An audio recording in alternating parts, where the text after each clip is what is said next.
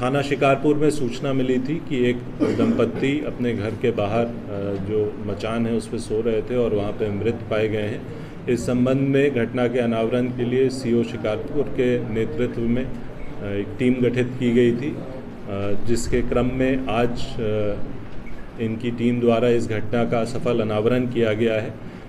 इसमें ये बात प्रकाश में आई है कि जो दंपत्ति थे उनकी जो सबसे बड़ी लड़की थी, जिसकी उम्र लगभग 15-16 वर्ष के करीब है, उसके द्वारा ही इन दोनों की हत्या कर दी गई।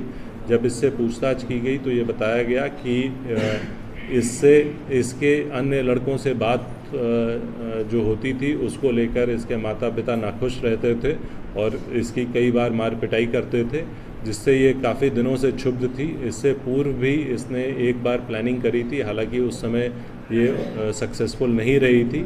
घटना वाले दिन इसने 20 नशे की गोली मंगवाई और इनके खाने में मिला दिया, जिसके बाद ये लोग बेहोश हो गए।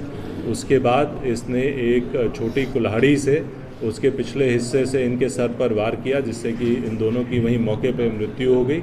और उसके बाद घर में बाहर से ताला लगाकर ये पड़ोस के घर से अपने घर में अंदर जाकर सो गई। और उसके बाद फिर सुबह इसी ने अन्य लोगों को सूचना दी कि घर में ऐसी ऐसी घटना हो गई, कोई अज्ञात लोग इसके माता पिता को मार गए हैं। घटना के बाद इसने जो वेपन था उसे पास में ही एक भूस के ढेर में छुपा दिया था, जहाँ से कि इसकी निशानदेही पर ये वेपन बरामद कर लिया गया है।